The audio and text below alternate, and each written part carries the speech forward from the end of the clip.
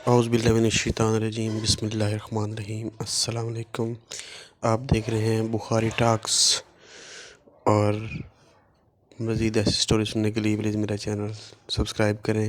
آج کا جو موضوع ہے وہ ہے فرض کریں کہ اگر۔ سٹوری سنائیں گے آپ کو، اس سے پہلے سٹوری سننے سے پہلے آپ میرا چینل سبسکرائب کر لیں تاکہ ہر آنے والی نئی ویڈیو آپ تک پہنچ سکے۔ شکریہ۔ چلیں جی، کہانی سٹارٹ کرتے ہیں۔ ایک سچی کہانی ایک ایسے شخص کی جس نے ایک نماز پڑھنے والے شخص سے دریافت کیا کہ کیا ہوگا اگر مرنے کے بعد ہمیں معلوم ہو کہ نہ ہی جنت تو جہنم کا وجود ہے اور نہ ہی کوئی سزا اور جزا ہے، پھر تم کیا کرو گے؟ اس کا جو جواب ملا وہ بہت ہی حیران کن اور تعجب خیز ہے۔ لیجئے پوری کہانی فرض کریں۔ اگر آپ کے پیش خدمت ہے، کہتے ہیں کہ 2007 کی بات ہے۔ لندن کے ایک عربی ریسٹورنٹ میں ہم لوگ مغرب کی نماز سے تھوڑی دیر پہلے ڈنر کے لیے داخل ہوئے۔ ہم لوگ ہوٹل میں بیٹھے اور ویٹر آرڈر لینے کے لیے آ گیا۔ میں نے مہمانوں سے چند منٹ کے لیے اجازت طلب کی اور پھر واپس آ گیا۔ میں مہمانوں میں سے ایک شخص نے سوال کیا کہ ڈاکٹر صاحب، آپ کہاں گئے تھے؟ آپ نے تو بڑی تاخیر کر دی، کہاں تھے؟ میں نے کہا میں معذرت خواہ ہوں، دراصل میں نماز پڑھ رہا تھا۔ اس نے مسکراتے ہوئے کہا، آپ اب تک نماز پڑھتے ہیں؟ میرے بھائی، آپ تو قدامت پسند ہیں۔ میں نے بھی مسکراتے ہوئے پوچھا، قدامت پسند؟ وہ کیوں؟ کیا اللہ تعالیٰ صرف عربی ممالک میں ہے اور لندن میں نہیں ہے؟ اس نے کہا، ڈاکٹر صاحب، میں آپ سے کچھ سوالات کرنا چاہتا ہوں اور آپ سے یہ درخواست کرتا ہوں کہ آپ اپنی جس کشادہ ظرفی کے لیے معروف ہیں اسی کشادہ قلبی سے مجھے تھوڑا سا برداشت کریں گے؟ میں نے کہا، جی مجھے تو بڑی خوشی ہوگی، لیکن میری ایک شرط ہے۔ اس نے کہا، جی فرمائیں۔ میں نے کہا، آپ اپنے سوالات مکمل کر لینے کے بعد تمہیں ہار جیت کا اعتراف کرنا پڑے گا، ٹھیک ہے؟ اس نے کہا، ٹھیک ہے اور مجھے منظور ہے، اور یہ رہا میرا وعدہ۔ میں نے کہا، چلو بحث شروع کرتے ہیں، فرمائیں۔ اس نے کہا، آپ کب سے نماز پڑھ رہے ہیں؟ میں نے کہا، 7 سال کی عمر سے میں نے اس کو سیکھنا شروع کیا اور 9 سال کی عمر میں پختہ کر لیا۔ تب سے اب تک کبھی نماز نہیں چھوڑی اور آئندہ بھی انشاءاللہ نہیں چھوڑوں گا۔ اس نے کہا، ٹھیک ہے، مرنے کے بعد اگر آپ کو یہ معلوم ہو کہ نہ جنت و جہنم کا وجود ہے اور نہ ہی کوئی جزا سزا ہے، پھر آپ کیا کرو گے؟ میں نے کہا، تم سے کیے گئے عہد کے مطابق پوری کشادہ قلبی سے تمہارے سوالات کا آخر تک جواب دوں گا۔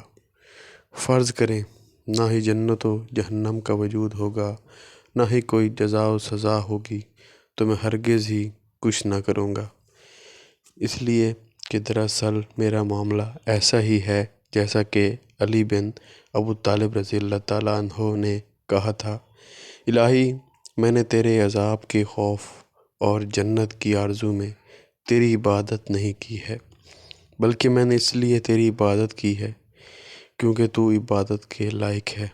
اس نے کہا، اور آپ کی وہ نمازیں جس کو 10ویں سال سے آپ پابندی کے ساتھ پڑھتے آ رہے ہیں، پھر آپ کو معلوم ہو کہ نمازی اور بے نماز دونوں برابر ہیں، جہنم نام کی کوئی چیز نہیں ہے، پھر کیا کریں گے؟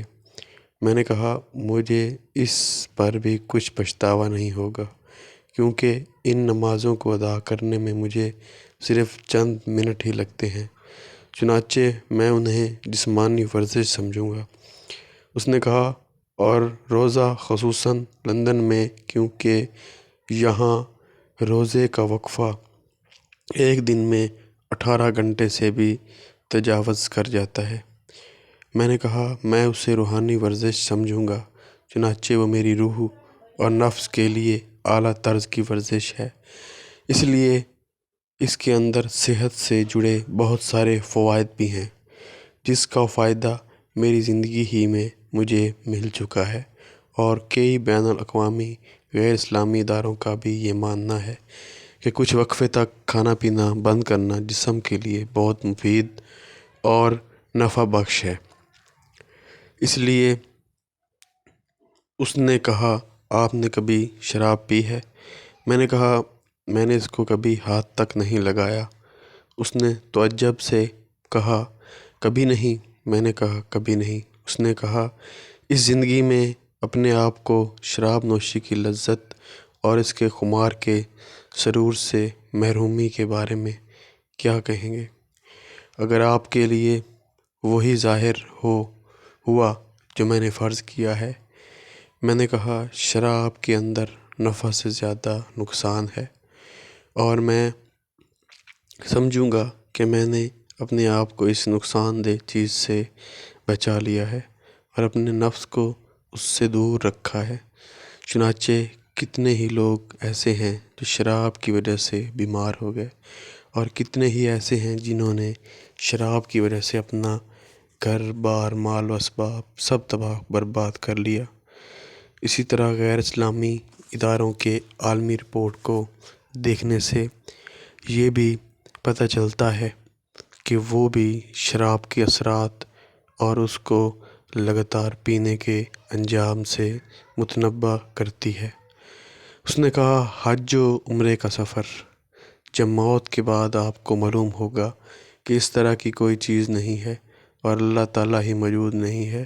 میں نے کہا میں عہد کے مطابق چلوں گا اور پوری کشادہ ظرفی سے تمہارے سوالات کا جواب دوں گا۔